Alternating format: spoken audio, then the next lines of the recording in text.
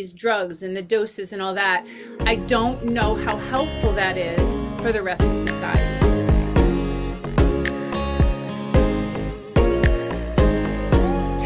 Hello, YouTubers. I'm excited to be back in action with Mandy today. It's been a while that I've been consistent on my YouTube channel, even though I started my channel back in 2014 with workout videos. So you may be a subscriber already. And if you're not a subscriber, welcome. Please subscribe, like, comment under the video, because Mandy and I are going to be talking about some juicy stuff from time to time. And I don't want you guys to miss the uploads when we post them. So first of all, I want to give a little background. I just took a break from social media and doing a lot of things because it was wearing on me. I think it wears on you, I'm sure, just being on social media. So I've kind of been, keeping it quiet, but I mean, yes and no on the back end. I mean, Mandy has been helping me. I'm going to introduce her in a second. She is the client concierge for my mentorship program, which I am so proud of. And it's like gives me life, my mentorship program. But I also train women in fitness in real life studio. So that's really where we've been busy the last couple years. So even though I haven't been very present on YouTube, other than some client interviews and things like that, which you'll see more from Mandy, and also doing client interviews for me on behalf of me, which I really appreciate. We are now sliding into another, I don't know, I got my energy and my mojo back thanks to Mandy for lighting a fire under my ass of we got some really good stuff to talk about. And I know I get a lot of feedback from you guys, whether you're on my email list, you're following me on Facebook or Instagram, or you're one of my current clients, that you are interested in what I have to say about certain topics and certain ideas. So first of all, Mandy, hello, and introduce yourself, please. Oh, okay. I'm Mandy Raisin. I've been with the Dana Project for a little over 2 years now. For about a year now, I've been the client concierge. I have a whole video that tells my whole story, but real quick, I'm an alcoholic. I'm in recovery. I've been sober for about 11 years. And after realized I would work on myself with that program and the Alcoholics Anonymous program. And I started to use food as my crutch, and I got really unhealthy with my food issues and how I would eat my feelings, is like I say.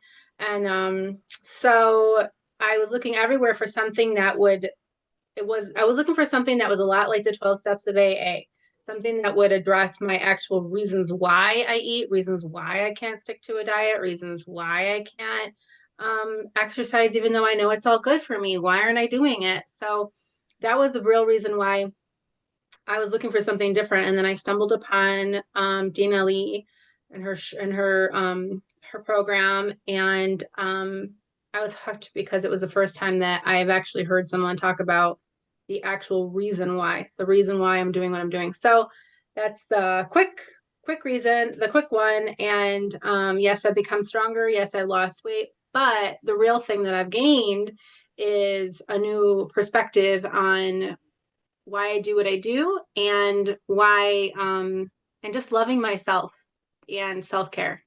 So that's me. Yeah, love it. The other thing I thought was pretty cool about the way Mandy and I connected was also through YouTube. And it was stumbling upon, and that was that's also why I think she's been poking me to let's get back on YouTube, and let's really put some more topics out there for us to talk about, because that's how she found me. And if you have been struggling with food and body image and are I can't possibly go on one more diet, I have to do something but I don't know what to do, please reach out. We're going to leave the link in the show notes here below the video. You can book a call with Mandy if you want to talk about it. And we are so low pressure, by the way, about the program has to be something where it's I'm ready to do this. It has to kind of align with your readiness. So without further ado, now that we got a little introductions out of the way, I would love to talk about this documentary. Have you guys seen on Netflix called Don't Die? So if you have seen it now, Mandy's got some questions to ask me, so Yes. we're gonna kind of be conversational. However, so is this like gonna be a spoiler alert kind of a thing? Do they have to watch the documentary in order to? I would think it'd be like an ad for the documentary. The stuff Oh, that okay. we talk about, it's going to be like, oh, you're going to want to check this out and figure this out for yourself, Okay. and see what you think. Because I probably have a little bit different perspective than you do, being that we're just two different people and we've lived in the world differently. So I think that it's very interesting. And yeah, so when I was first watching it, which is really important to say, I'm watching it. I'm 5 minutes in, and I texted Dana. I'm like, Dana, you have to watch this, and you have to do a reaction video because all of this stuff was really, it was like, oh my gosh, this is huge right now. Health and all of that stuff. It was really, really interesting. So, um, what I can do is Yeah. I can give a little background about the guy. Mhm. Um, the Netflix documentary is called Don't Die. His name is Bryan Johnson. He's 45 years old in the documentary. I don't know how old he is now. And he has a program called Project Blueprint. What he's a billionaire, like crazy rich bazillionaire, like Scrooge McDuck swimming in his money kind of rich. Okay. So he was the inventor or project designer of Braintree slash Venmo. So Venmo is everywhere. And can you imagine how rich he is? He ended up selling his company and starting Project Blueprint. Um, and that's like the introduction.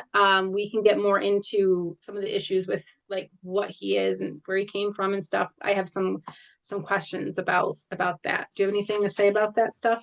Well, I think that, yeah, so I think that's some good context to get started with, even being intrigued about the documentary, that it's not like he was born into this, like wanting to be fit or having some sort of, desire to understand how can we stay as young as possible for as long as possible. He's an entrepreneur, and that I can certainly relate to because I've run several businesses. Honestly, since I was in college, I started freelancing, so I was probably entrepreneurial spirit before I realized I was identifying myself as an entrepreneur. So that part, there's a certain level of like, you can get obsessed about ideas. And I think what's interesting about them sharing a bit of his background is that he nearly like ran himself into the ground and got like really, really low and was contemplating bad things, doing bad things to himself, and had decided to really change his life. So, regardless of him being really rich and however he came into his money, I think it's really important to say that from the outside, it seems like, oh my God, that's amazing. You know, he's so wealthy, but he still struggled with things like you and I struggle with on a day-to-day basis of trying to make everything work, having big responsibilities, obligations, having other things run us if we're not aware. And that's one of the things Mandy and I are really passionate about teaching in the mentorship program, because it really is like, get your thoughts in control. Is why we call it Mindfit Mentorship. It's your fitness for your mind, basically. So I think that's important context to say where Bryan Johnson came from in the entrepreneurial world, because although it can be all these accolades of, oh my God, he made $1 billion, but at the end of the day, it's similar to the weight loss, right, Mandy? It's like, I'm going to lose Right. all this weight and just be like, oh, I thought I was going to feel a certain way when I hit this point in my life. So I thought that was just right out of the gate, something interesting to observe about his story. Yes. Yes. And I have more questions about that are more deep into it. Okay, so where do you want to start? What do you Yeah, want to I ask? want to start in the very beginning. Okay. And this is why I was like, you have to do a thing about this because the very first couple of scenes of the documentary, he is counting everything. He Mhm. is counting his calories, data, the weight of his food, his weight of his body, how long he sleeps. He has a blood draw every hour sometimes. and they're measuring everything, every single thing. And part of his process is that he doesn't trust himself. He actually says in the documentary, what if I don't listen to my brain and I don't listen to myself? I just listen to the data. And that's something that was like, oh no, because this is a big part of my transformation is trusting myself and my mentorship and the mental part of it. Mm-hmm. So it's really contradictory to what, like 360 contradictory, 180 contradictory of my belief system is that, you know what, if I am craving a cheeseburger, I must need a little bit of iron or something. Like that's kind of where I am in my process. So what do you think of that? Yeah, I know it's the counting of things. I think it's there's so much I think. So first that he's very driven to understand almost himself as a science project and he's very data driven and just looking at the numbers. What I have learned coming to this point, up to this point in my life, and just every year that goes by reinforces it more and more, is that, there are four pillars that I always teach from. And even if you go back and look at some of my old YouTube content that I talked about, like my, Freedom Fridays I would do and all sorts of things, there were four things I always talked about. It was the physical well-being, your mental well-being, your emotional well-being, and your spiritual well-being. And being so data driven, almost like he doesn't trust himself and he doesn't trust his brain or his emotions. I feel like it's cutting yourself off from the integration of you as a whole human. And there's some sacrifice to that. Like there's going to be some trade-off that he's making with that.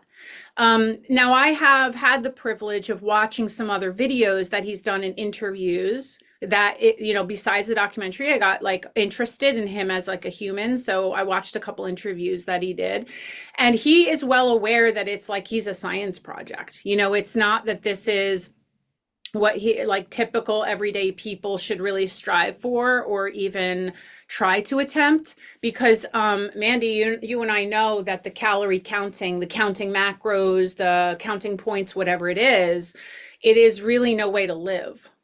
Yeah. Like it works until it doesn't work. And right now he's very obsessed and very driven to get the data down. However, I am similar to you. I'm like, ooh, a little red flag there, because he's just cutting off, I think, the spiritual, mental, and emotional components that are part of what bring us joy in what we eat and how we're eating and how we're connecting to ourselves and to others around us. So yeah, that was could also be a bit of a trigger for some people who have come from this obsession dieting world. He's doing it for longevity, science, youthfulness. However, perhaps because he is male and he is like, it's not, we don't, I feel like women just have this baggage of of diet culture, and he doesn't have that history. So perhaps it's a little easier for him to cut that off and to just look at the data like he's a robot. But for women, I just feel like that's a slippery slope. Yeah. And I also kind of like in his defense, he was talking about like how the reason why he doesn't trust his brain is because there's so much coming at him from all angles, like the internet, the advertisements, driving down the street, there's a million McDonald's or fast food restaurants that you drive past. And he's decided that he doesn't trust his brain because there's so much interfering with him, which Mhm. I'm like, well, in my opinion, I'm thinking, well, maybe you can work on it and, notice, for Yeah. me, when I see a Burger King and I want Burger King, I'll be like, do I really want Burger King? Or is it because of that stimulant? I Mhm. actually have that ability to say that to myself, where Mhm. he's like, I'm not going to say it. I'm just going to look at the data and ask myself, ask the data the answer instead of Yeah. myself.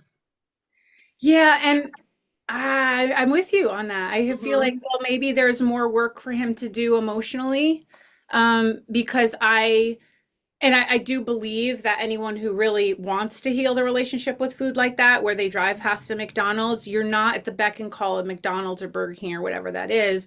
You have it if okay, I had it, big deal, move on, because, we teach neutralizing food where it's not good or bad. Right. So it doesn't have power over you. But the truth is, as you start to really rebuild your relationship with respecting yourself, so it's not just loving yourself. I've been thinking about this a lot lately. I would use this oftentimes, like, if you love yourself, how would you treat yourself? However, it has occurred to me that a lot of people have grown up to see, to be conditioned to that love is all sorts of things that it really isn't, and it could be really abusive and harmful. Oh So yeah. I'm being Wow. more mindful of that. And perhaps it's not, well, if you loved yourself, how would you move your body? If you really loved yourself, how would you eat? If you really loved yourself, how would you act? What would you say? And perhaps we need to flip that word out. Instead of love, be, if you valued yourself, if you respected yourself, what would you do? What would you say? How would you eat? How much would you eat? What would you allow into your body and at what amount?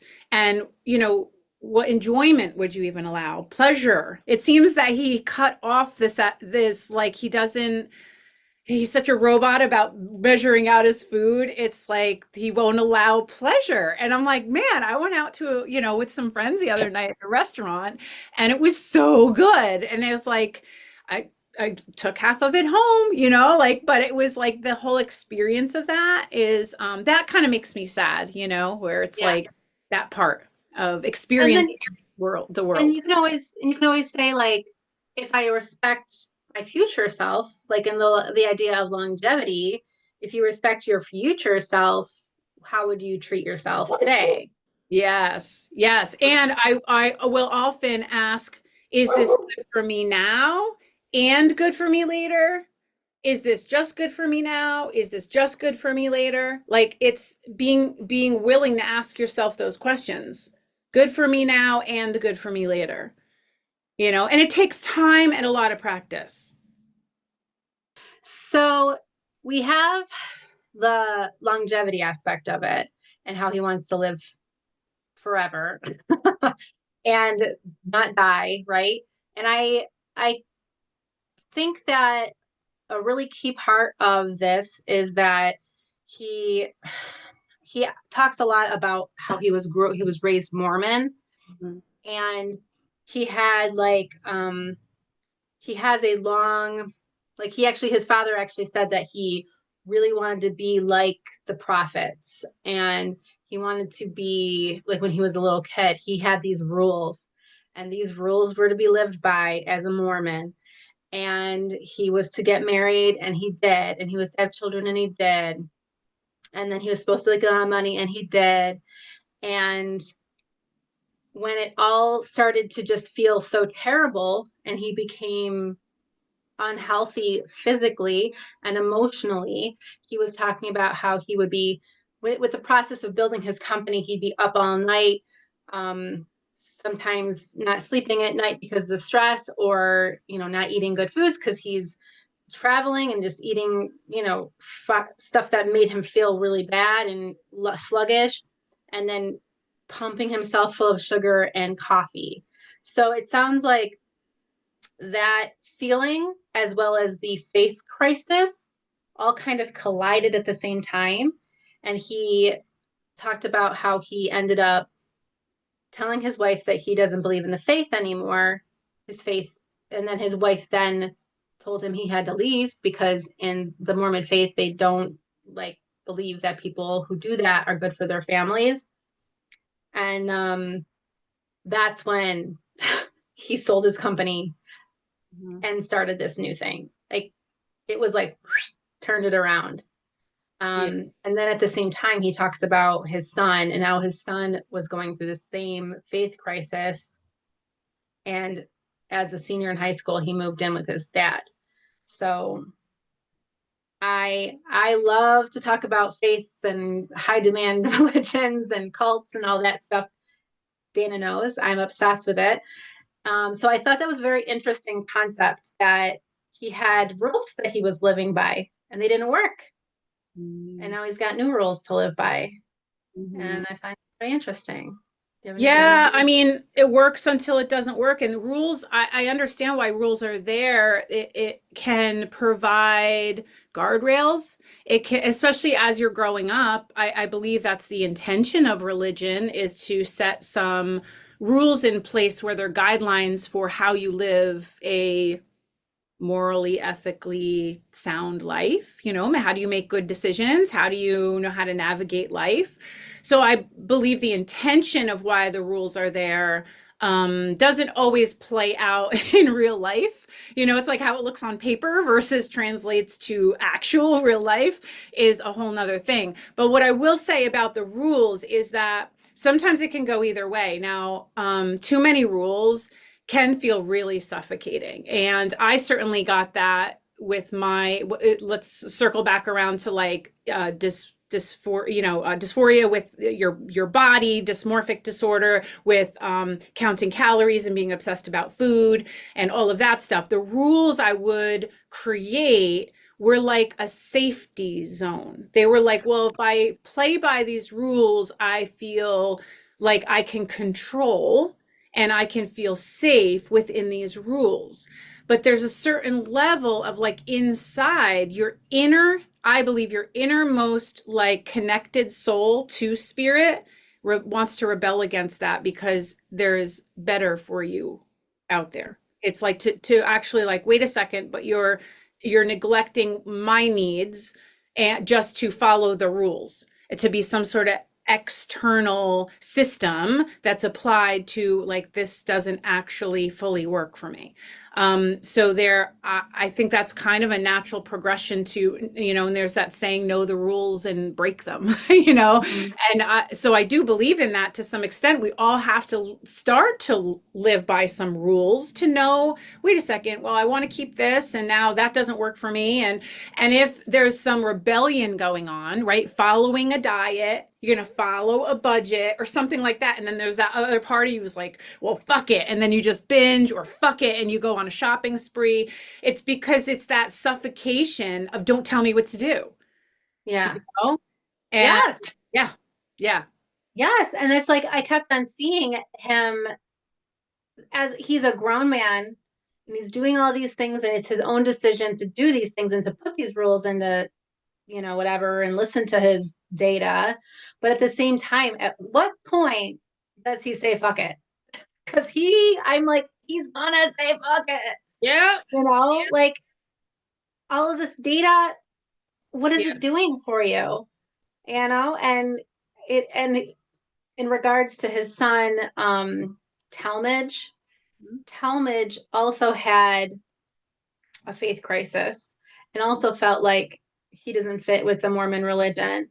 And he bonded with his dad over this. And now it's like Bryan really wants to be there.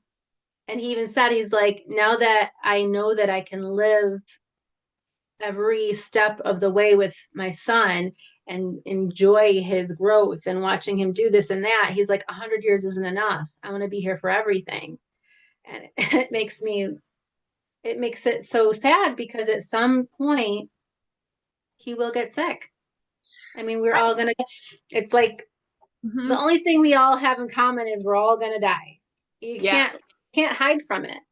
Well, it's funny that it's called "Don't Die," but Yeah, he yeah, knows, you know, that he, you know, he's doesn't truly mean that. It's more yeah, like we're going to try to live with quality for as long as possible. yeah. Above and beyond the documentary, one of the interviews I did watch with him, he did say, I'm going to do this as long as I'm interested in doing this. And when I'm not interested in doing this anymore, I won't. And Mm, I can, and I believe him. I don't think that because I believe that's the entrepreneurial drive of what makes him tick.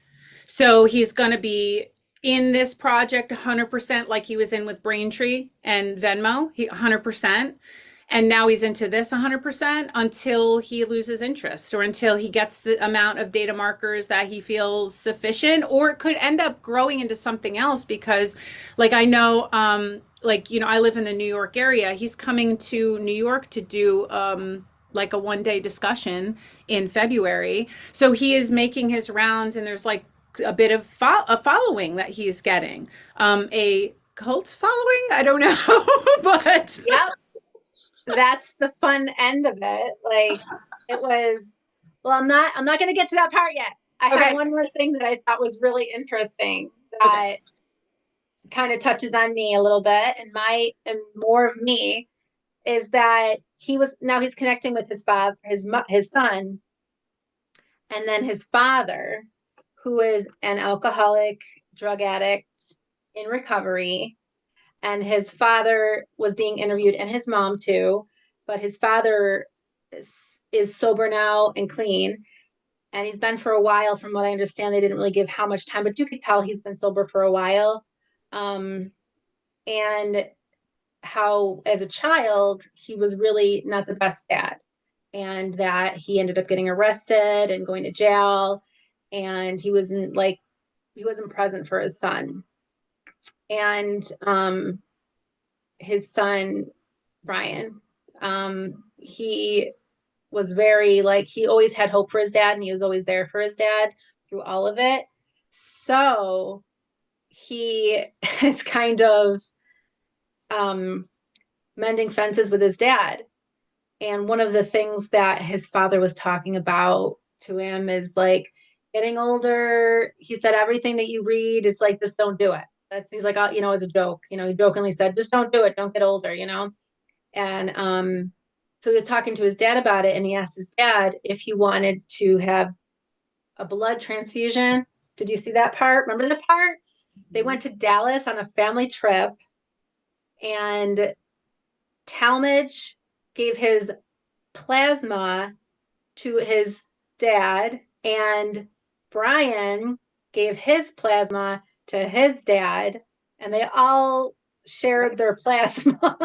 Yeah, the three generations sharing the plasma. Yes. Yes. So, wow. Like, now that's a rich person's vacation. That's really great, guys.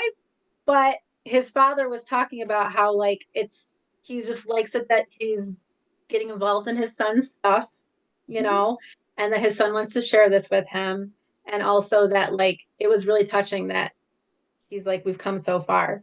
But on the other side of it, people are really going crazy about this whole vampire-y thing, like the internet and all the different stuff. Like, who does that? And there's really very little proof that it does anything for anyone, by the Yeah. way. Yeah. Yeah. Yeah. Mhm. Well, I guess I mean, they're all grown ass adults. And if they Yeah. decided cohesively, all three of them were on board with it, why the fuck not? I guess, you're giving your youthful selves to your dad and then your youthful selves to your dad, and it's everyone benefits. I mean, I don't think there's harm in it. I think it's just either nothing's going to happen or possibly some cell regeneration where there could be some benefits too. Mm-hmm. Yeah, interesting. Very interesting. Yes, super interesting. But like I said, it's like they're really in this documentary, they are touching on his trauma and trying to kind of that makes him want to kind of start over again. And I mean, who can identify with that? I mean, as I am in a new world, a new lifestyle. I mean, I wish I could have learned all the things that I learned in the past 15 years when I was 22. you know? Well, Well, youth is wasted on the young. That is why. yes, That's my why they say favorite that. quote. Yes. So, if you could, wouldn't you just love to be like, oh, yeah, my healthy lifestyle, my healthy brain, I'm not drinking anymore, I'm not making all these mistakes, I'm not going to get arrested, like all the things that I could say to myself. And then also at the same time go, I'd love to just heal all the stuff that happened with my family, with my parents, because every single person can say that their parents messed them up. I messed up my kids, I'm sure. I mean, we all mess up kids. So Yeah, like no we one comes can, out of this unscathed. I mean, everyone yeah, has something. Yeah, yeah. yeah. So I mean, I can identify with that. I can really understand where that, but The on a level of way bigger forgiveness level. the level of forgiveness that Bryan has for his father, I think is a really beautiful thing because it also came across in the documentary.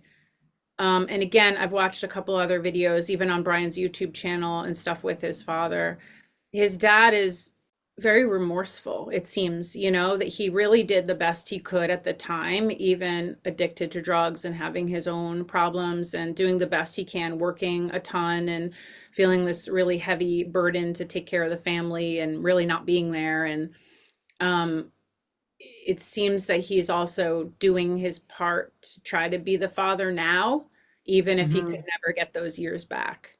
And that's all we could ever do. You can't go back and change anything. All you can do is figure out, well, how do I want to create the relationships now to repair and build from here, and I think that's a pretty beautiful thing. Again, those three generations, and it must be tough for Talmadge to also separate from his siblings. I don't know how much he's in touch with his siblings or his mother. He had to make that decision to go live with his dad. But there's something about that father-son bond where, mother-daughter, you like more so of like how important it is. You look up to that mother figure or that father figure, and there's repercussions with that. It's just tough decisions all the way around, and it's Hmm. unfortunate the Mormon religion is the way it is with this like excommunication kind of a thing. It's really Yes, there's a common thread through all three generations that his father was a Mormon too, and he felt the pressure of that religion and left the religion and drank and all that, and he was bad. He didn't follow the rules, and yeah, there's that common thread, which is interesting. Which I mean, more I'm not picking on Mormons in particular, but any kind of rule system or any kind of yeah, that you might put on someone and say, oh, I'm supposed to do this, I'm not supposed to do that, what makes me good, what makes me bad, instead of deciding for yourself, and rebelling. Mhm. So at the end of the show, they did talk about the culty stuff. What did you think was culty about it? Uh, let's see. Well, he came up with his own like product, I guess. It's some sort of like oil, I don't know, some supplement, right, that you drink. So I guess some of his followers are also, now it's for sale, now they can buy it, and now they're getting together in these little like pockets throughout whatever the United States, I suppose, and kind of forming their own little group around this concept. So, Around the world. yeah. Oh, How is wow. it around? Oh, is it around the Yes. world? Oh, Okay. yes. Yeah. Yeah. So, I mean, when I watched this documentary, Mandy's like, "Oh my God, you have to watch this." And then I have another client who said the same thing, like, "Did you watch this yet?"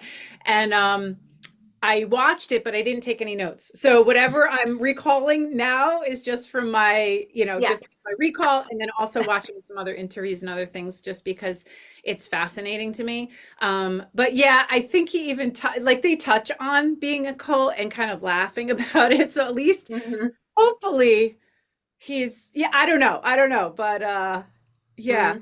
you just gotta keep up your spidey senses about that. Yeah. It's a little bit culty in the fact that it's not normal to keep track of everything you eat and everything you whatever.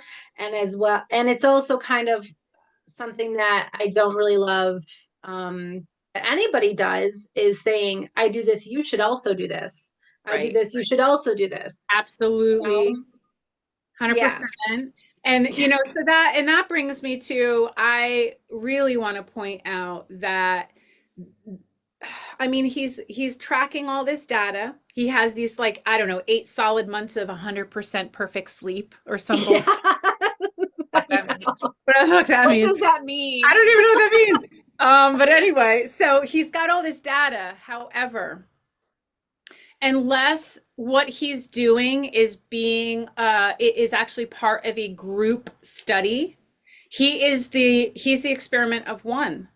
Yeah. and what works for his biology, his body, his history, his I don't, wherever he came from, his background, culture, that is all his makeup and his constitution. So when he applies these tactics and takes these drugs and the doses and all that, I don't know how helpful that is for the rest of society.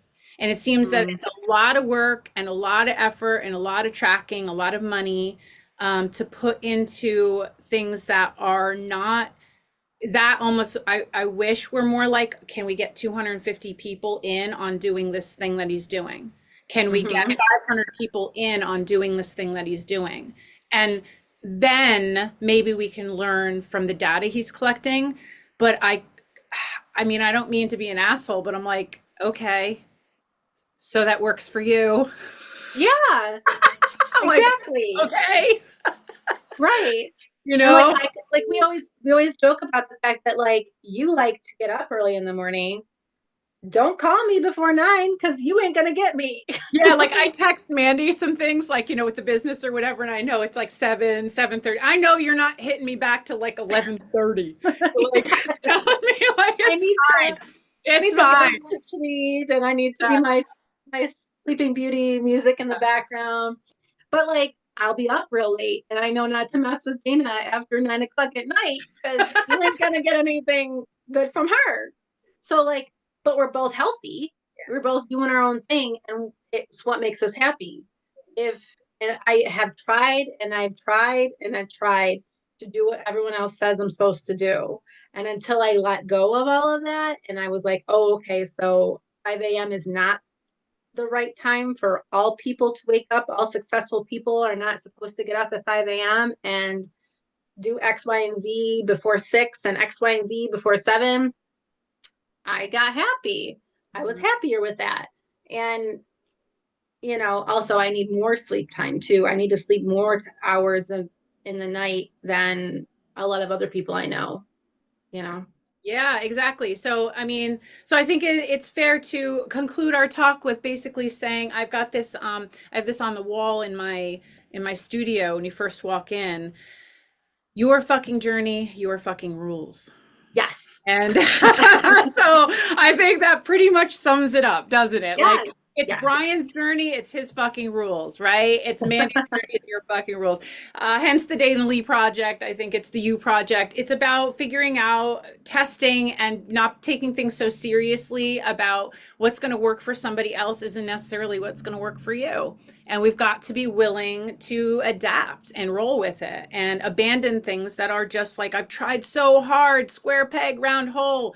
And yeah, I pretty much have always been like this, where I'll need like 8, 9 hours of sleep. I'm not interested in working with clients past like 6, 7 o'clock at night. I will, like I'm just not, I can't, it's not my best. I've always been like that though. Even going back to college, I was forced to do when I was I have my, exercise physiology degree and my minor in graphic design, and my art classes were 5:30 to 10:30. So it was like I had to force myself, even in college, to be like artsy and creative at 10 o'clock at night. I was Ooh. like, no, but I had to do it for my degree. I had to do it. But I went right back into, you've got to know what works for you.